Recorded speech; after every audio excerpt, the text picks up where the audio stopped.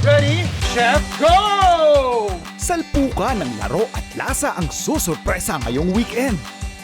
Competitive Bubble Boys na sina Buboy Villar at Kokoy De Santos.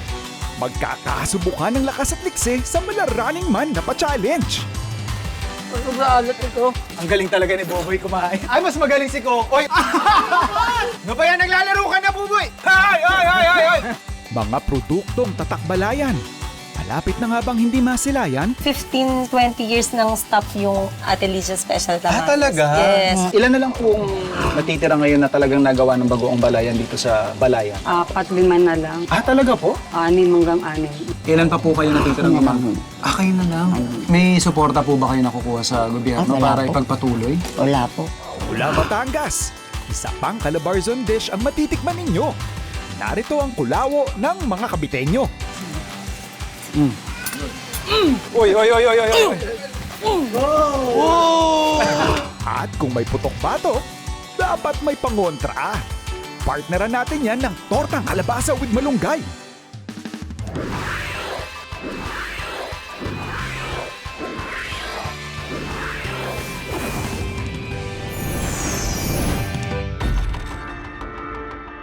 Tara boys, tara, let's go, let's go. Chef! Saan mo dadalhin, Chef? Relax kayo, ako bahala sa inyo.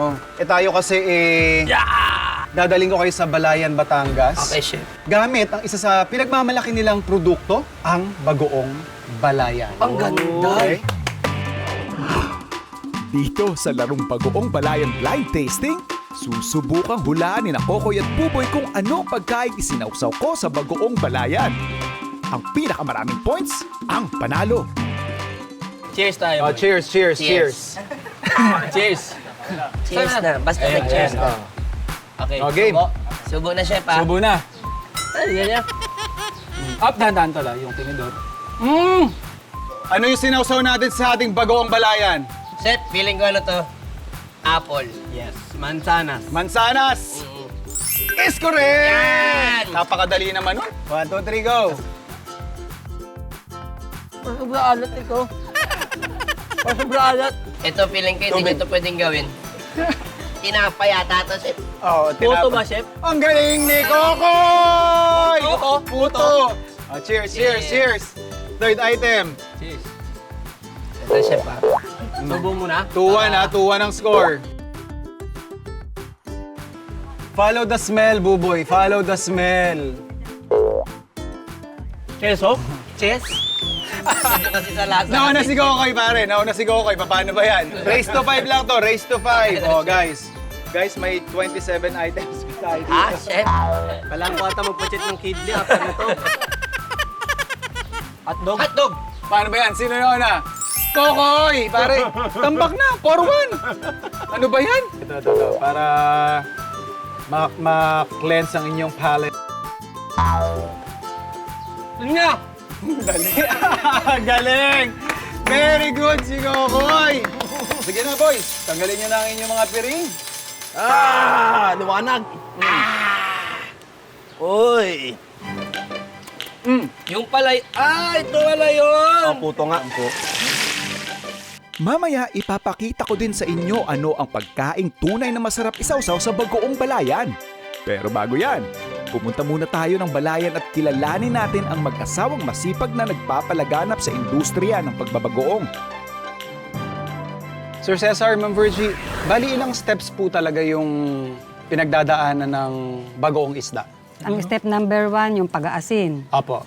Step number 2, yung inilalagay na namin sa ganito, sa tapayan, or bra. container. Tapos po, Doon na namin nilulungoy. okay, lungoy po is yung fermentation. Oo, Mga 6 to 7 months yun. 7 Grabe, ang tagal ano? After po nun, Pwede nang harvest. Pwede harvest nang po is butin. dudurugin pa muna. O, ginigiling Durog na namin. yun. Ginigiling. Tapos Gin- ginigiling pa. Oo, yun. Okay. Para mas parang liquid na siya.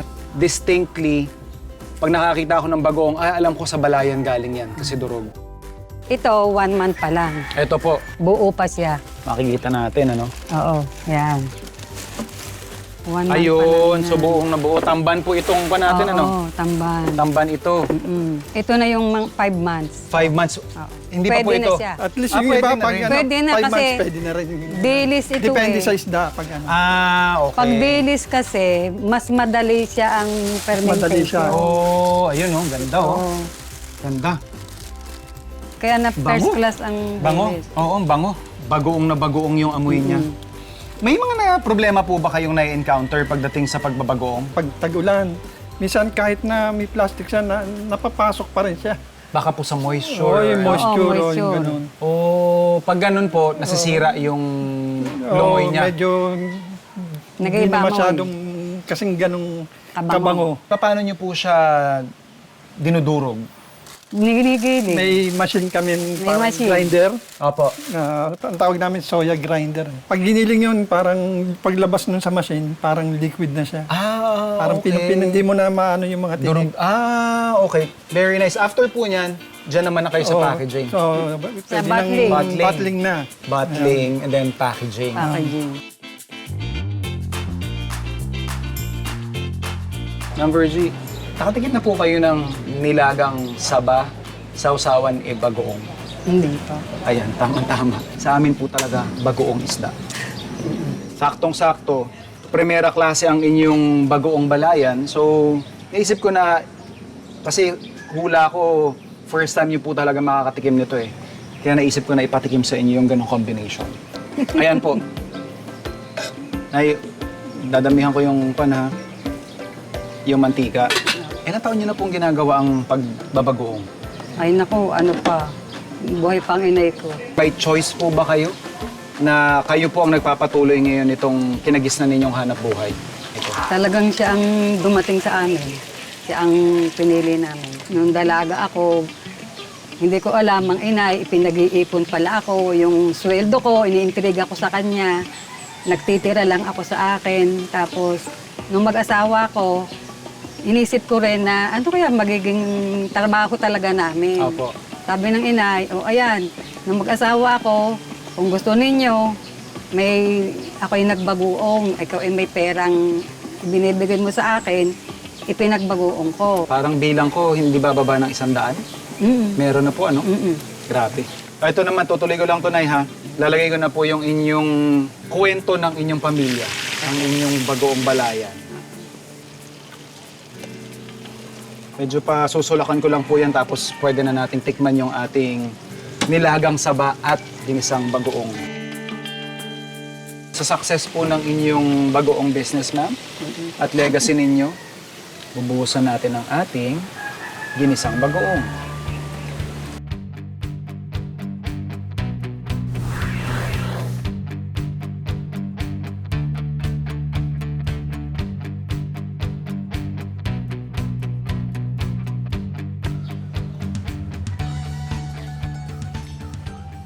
Sarap.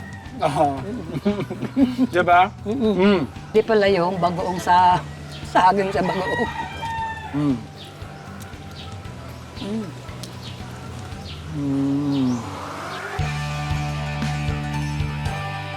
Oras na para sa isa na namang laro kasama pa rin ang kwelang tandem ng Bokoy, aka Buboy and Kokoy. Dito sa Tamales Express, ginawa naming human tamales ang ating mga players. Mag-uunahan silang makarating sa 2 stations kung saan kailangan nilang ubusin ang nakahaing tamales gamit ang kanilang bibig. Ang unang human tamales na makarating sa finish line ang panalo. Ready? Chef, go! Ay, Diyos ko po. Sabi ko sa inyo, yung talent nyo dito, hindi pang running man, ha? Ang galing talaga ni Boboy kumain. Ay, mas magaling si Coco. Oy, ubos, ubos! Aba. Ayan na, ayan. Sus, Mariosep. Oo, nauntog na. Diyos ko po. Mariosep. Oh.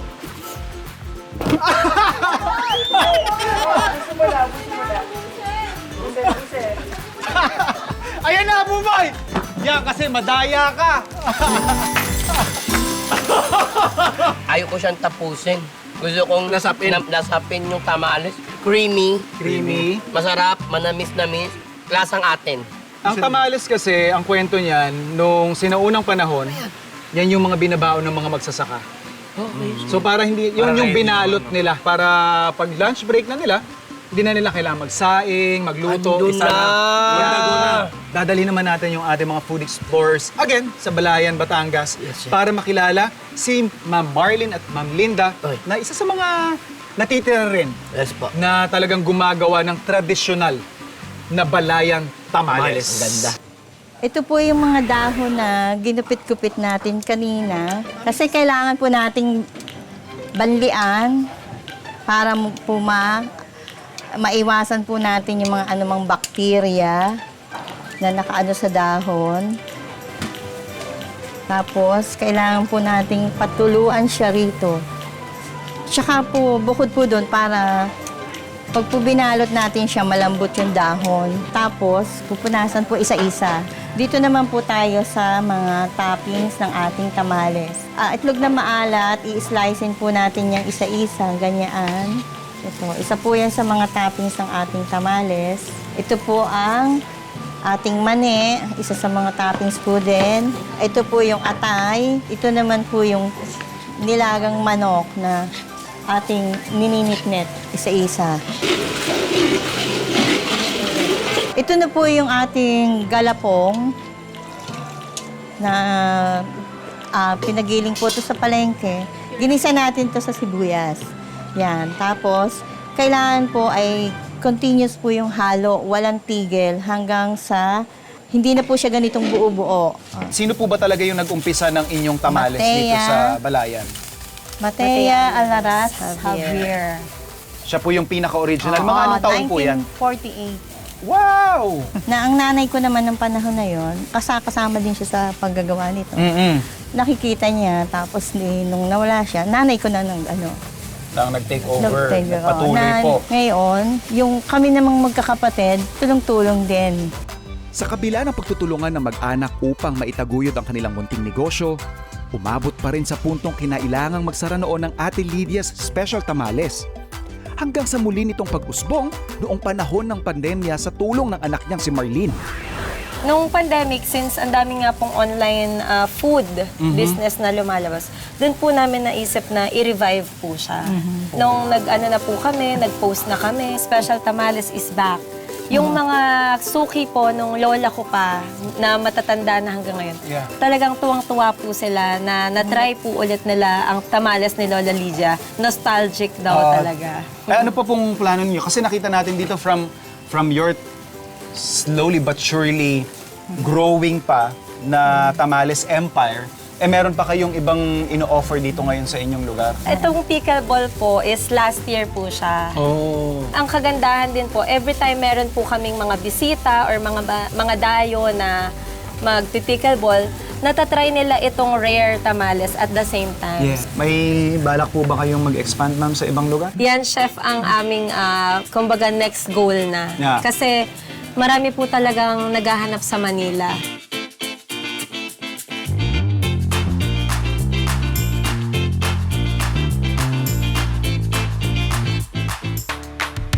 Boys, alam ko napagod kayo kanina.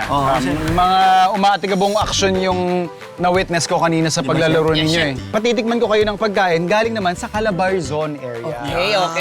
Okay, chef. Yung gagawin natin ngayon is kulao.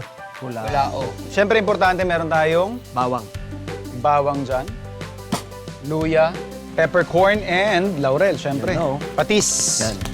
And then, ating pork face with ears. Yes! Tsaka Yan yung ang chef. lengua. Pressure cook lang natin to ng 30 minutes. Saktong-sakto, chef.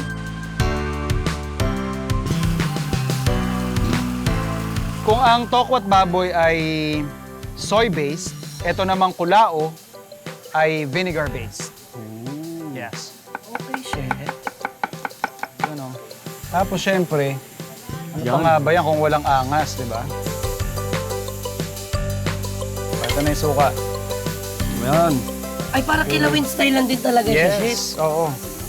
Sa ibang parte ng Calabarzon, specifically Laguna, Cabuyao, kung saan taga doon yung misis ko, Yes, chef. may nilalagay silang utak. So parang dinakdakan ito. Parang pinaghalo-halo. Alright. Ba't mo siya binabalatan, sir? Ito yung mga steps na ginagawa talaga para ma-ensure nating mas malinis yung ipapakain natin. Tenga muna tayo.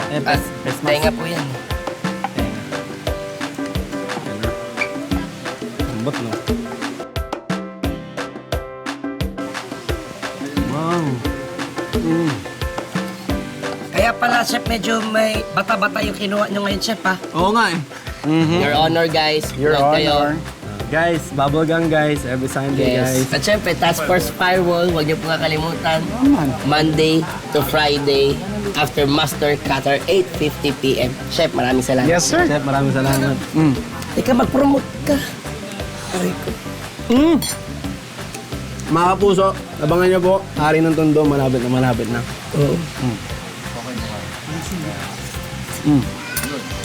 Uy, uy, uy, uy, uy, uy. Ang sarap! Magbabackflip eh.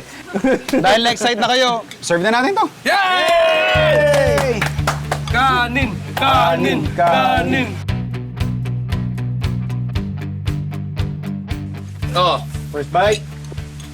cheers. Cheers, cheers, cheers.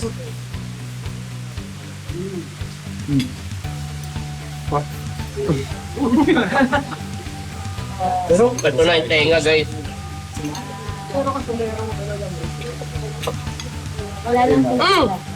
Ang sarap. Pwede nga rin to sa lugaw, goto. Hello? Yan. Nakalimutan ko kay lasa ng totoong galawin eh.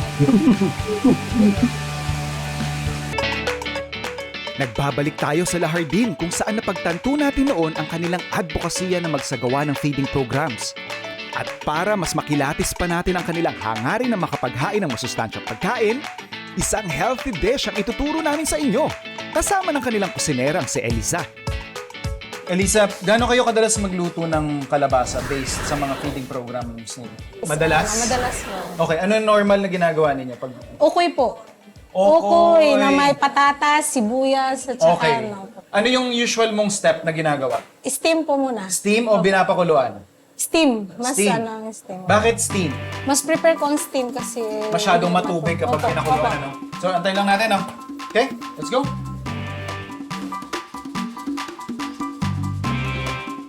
Ilan taong ka ng kusinera? Since 16, nagluluto na ako. So, alam na alam mo na itsura nito, no? Opo. Natutuwa lang ako kasi hindi ko pa sinasabi sa'yo yung style ko ng... Gusto mo ako na mag-smash? Sige. I mean, common naman yung recipe na to, pero halos pareho kasi tayo. So, timplahan lang natin to ng Asin. asin. Normally, anong mga panimpla mo pag ikaw nagawa ng ganitong version? So, pepper lang din. At saka kadalasan din ganyan, oyster sauce lang din. O pwede mong palitan yung kalabasa ng kamote. Opo. So, kumbaga, in a way, yun naman pag nag-feeding tayo, hindi yung masasabing nakapagpakain ka lang. Kailangan Masustansya. masustansya. Tapos kapag nagpapakain kayo, kadalasan gano'ng karami? 100, isa 150. Madami, ano? Madami po. Hindi na po kayo naglalagay ng harina niyan. Itlog Hindi lang na. po. Ang concern ko rin kasi sa harina, Opo. lalo na pag mabilisan, may tendency kasing hindi naluluto. Lagay ko lang dito. Yan, syempre dahil mainit na mainit, Parang maluluto. kailangan bilisan natin.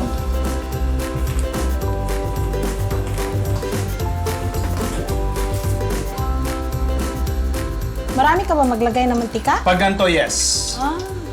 Kasi mas Hindi naman siya nag-absorb masyado ng mantika. hindi naman. Ang problema ko, mas concern ko sa kanya, wag lang didikit. May dalawa kasing diskarte, di ba? Isang bulto, At isang ay ikakat ka lang. kalat-katan.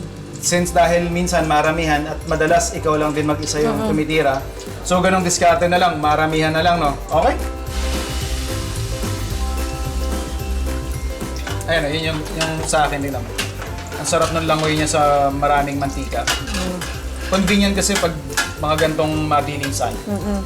Lalo na pag may oven ka, ang madalas na ginagawa ko ng kunyari gantong torta o kaya egg dishes, paiinitin ko yung food pan ng mainit na mainit sa sa oven. Maraming mantika. Pag buhos mo nun, luluto Luto mo yun, agad, pasok oo. mo na lang yun, mabilis na. Ako naman, pag nagluluto ng ukoy, Siguro sa isang ganito kasya, 8. Kasi binibilang din kasi yung... Oo naman. Opo. Portion control ang pinaka-importante kapag nagluluto kayo ng pangmaramihan. Lalo na may budget.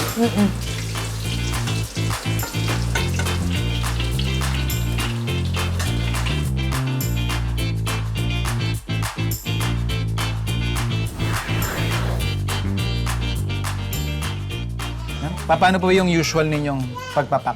Kanin. 2. Uy, 2. Para busog sila. Okay. Pwede na siya ipapatong yung kutsara dito para hindi na... Diretso na para hindi na maiwan.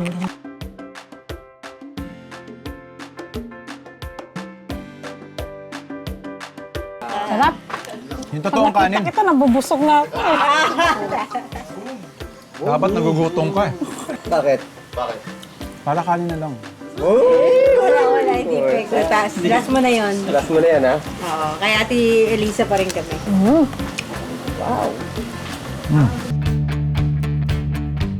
Food Explorers! Yan, dinala na nga namin kayo sa isang lugar sa Batangas kung saan tinikman natin ang kanilang swabing-swabe at talaga namang tatakbalayan na tamales. This time naman, tatangkilikin natin ang isa pa nilang pinagmamalaking produkto.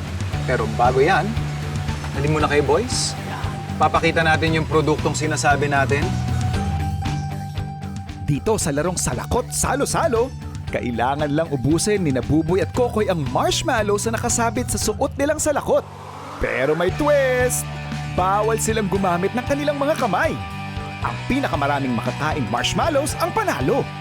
2 minutes! 2 minutes. Start! Now! Talaga. Kala ko madali to. Oy! Nakakaisa na si Buboy! Kaisa ka na, boy? Nakakaisa na si Natalo, boy, ah. Buboy. Alam na natin, oo. Wow! Dalawa. Oh, 1 minute 30 seconds pa, boys. Oh, nakaisa na si Kokoy! Pwede mo igalawin lang para ipwesto lang, Buboy. Yan.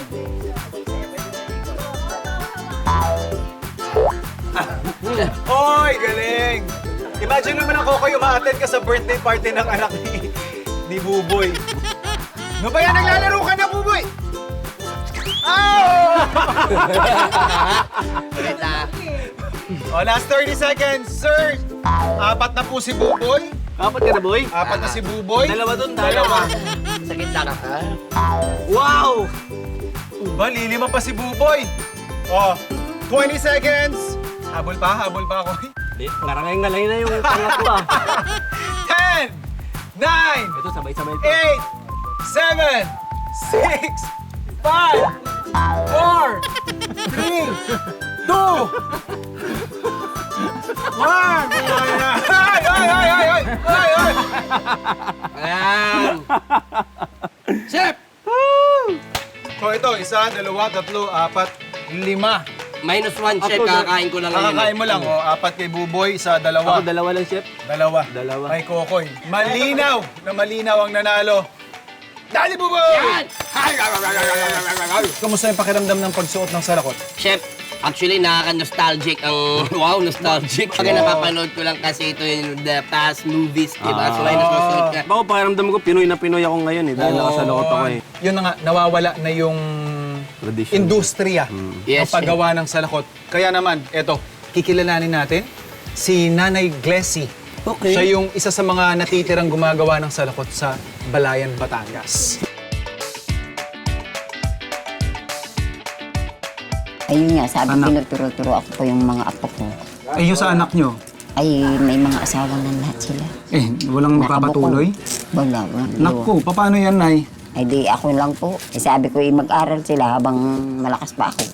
Para Sayang naman kung hindi nila matututunan, hindi nyo maipapasa Ay, yung... sayang ho talaga, mawawala. Dito sa San Pedro lang mismo, ilan pa po kayo natitirang Ako na lang. gumagawa? Kayo na lang. Ano na lang. Marami naman hong marunong, kaya lamang siguro ayaw nilang gumawa. Eh baka naman po kasi walang kita. Yun nga ho, ang isa pa, walang puhunan. May suporta po ba kayo nakukuha sa gobyerno Wala para po. ipagpatuloy? Wala po. Okay, Pag pero- piyesta dito, marami nagtatanong kung mayari akong ganito. Nabili sila dito sa akin pag piyesta, yung mga namimista. Hindi po nawawalaan. Basta po mayari ako, dalhin ko lang sa mga tindahan sa palengke. Adi, easy money Inuubos pala. nila. Ah, Inuubos talaga nila. Pakyawan, kaso nga po. Mababa na ang presyo. Yun lang. May tubo na sila. Ang katwiran sa akin, nai-stack na matagal ang kanilang pera. Pwede po ba to sa tag-ulan? Tag-ulan, ito, matibay nga yan sa tag-ulan. Ah, talaga po. Lalong maganda sa tag-ulan niya. Ibubungatan natin sa bahay. Oo nga, yung itong dahon ng sasaw. Oo magulang, naman, ano, yung pinambubunga naman natin sa Sa bahay. Okay, so yun, ipapasok dito. Ito, are. Opo. Are naman ang ipapasok mo dito. Tapos na, ito nakikita natin may mga design ka, no? Pwede mo ba akong gawan ng JR? Oo, dito.